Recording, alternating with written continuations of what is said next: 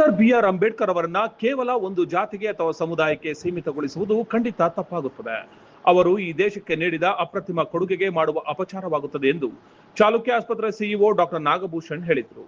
ಗುಬ್ಬಿ ಪಟ್ಟಣದ ಸರ್ಕಾರಿ ಪ್ರಥಮ ದರ್ಜೆ ಕಾಲೇಜು ಹಾಗೂ ಸಂವಿಧಾನ ರಕ್ಷಣಾ ಪಡೆ ಗುಬ್ಬಿ ತಾಲೂಕು ಘಟಕದ ವತಿಯಿಂದ ಕಾಲೇಜು ಸಭಾಂಗಣದಲ್ಲಿ ಏರ್ಪಡಿಸಿದ್ದ ವಿಶೇಷ ಉಪನ್ಯಾಸ ಹಾಗೂ ಸನ್ಮಾನ ಕಾರ್ಯಕ್ರಮವನ್ನು ಉದ್ಘಾಟಿಸಿ ಮಾತನಾಡಿದರು. ಭಾರತ ಸಂವಿಧಾನದ ಕರಡು ಸಮಿತಿ ಅಧ್ಯಕ್ಷರಾಗಿ ದೇಶದ ಪ್ರತಿಯೊಬ್ಬ ಪ್ರಜೆಯು ಗೌರವದಿಂದ ಬದುಕಲು ಬೇಕಾದ ಕಾನೂನಾತ್ಮಕ ಚೌಕಟ್ಟನ್ನ ರೂಪಿಸಿದವರು.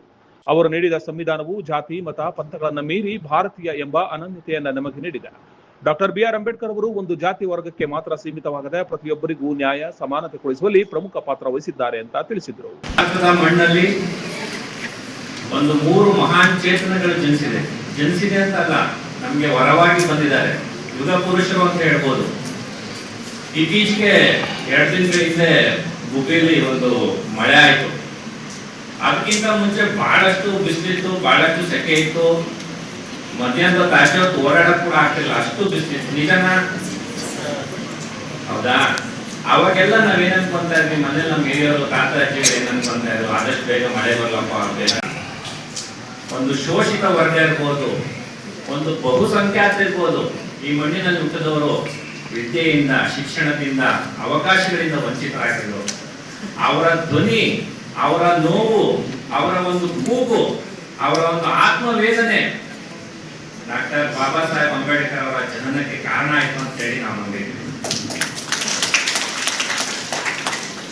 ಅದೇ ರೀತಿ ಇನ್ನು 2 ಮಹಾನ್ ಚೇತನಗಳು ಹುಟ್ಟಿದ್ದಾರೆ, ಮಹಾನ್ ಮಾನವತಾವಾದಿಗಳು ಗೌತಮ ಬುದ್ಧರವರು ಮತ್ತು ನಮ್ಮ ಮಣ್ಣಿನ, ನಮ್ಮ ನಾಡಿನ ಸಾಂಸ್ಕೃತಿಕ ನಾಯಕರಾದಂತ ಜಗಜ್ಯೋತಿ ಬಸವೇಶ್ವರ ಕೂಡ.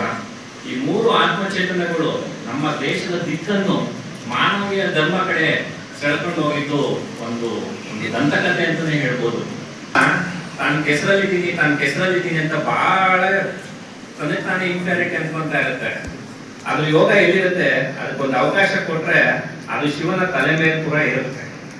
ಕೆಸರಲ್ಲಿರುವಂತ ಹೂವು ಶಿವನ ತಲೆ ಮೇಲೆ ಕೂಡ ಹೋಗಿ ಕೂತ್ಕೊಳ್ಳುತ್ತೆ. ಆದ್ರೆ ಅದಕ್ಕೆ ಅವಕಾಶ ಸಿಕ್ಕಿಲ್ಲ, ಯಾವುದೇ ರೀತಿ ಅದಕ್ಕೆ ಒಂದು ಮಾರ್ಗದರ್ಶನ ಸಿಕ್ಕಿಲ್ಲ ಅಂದ್ರೆ ನಮ್ಮ ಊರಿನ ತಿಪ್ಪೆ ಕಷ್ಟದಲ್ಲಿ ಸೇರ್ತಾರೆ. ಮನುಷ್ಯನ್ಗೆ ಈ ಕಾಲದಲ್ಲಿ, ನವಭಾರತದಲ್ಲಿ, ನವಯುಗದಲ್ಲಿ ಏನಾದ್ರೂ ಒಬ್ರು ಸಹಾಯ ನಾವು ಮಾಡ್ಬೋದು ಅಂದ್ರೆ ಅವ್ರಿಗೆ ಅವಕಾಶಗಳನ್ನ ಕೊಡೋದು.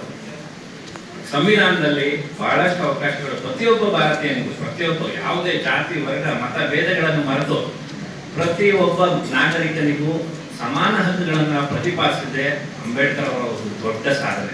ಪ್ರಾಂಶುಪಾಲ ಡಾಕ್ಟರ್ ಪ್ರಸನ್ನ ಮಾತನಾಡಿ, ಶಿಕ್ಷಣವು ಪ್ರತಿಯೊಬ್ಬ ವ್ಯಕ್ತಿಯ ಮೂಲಭೂತ ಹಕ್ಕು ಮತ್ತು ಅದು ವಿಮೋಚನೆಯ ದಾರಿಯಾಗಿದೆ.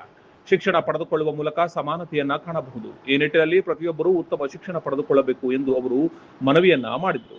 ಪ್ರತಿ ವರ್ಷ ಏಪ್ರಿಲ್ 14ರಂದು ಅಂಬೇಡ್ಕರ್ ಜಯಂತಿ ಆಚರಿಸ್ತಿದ್ರು.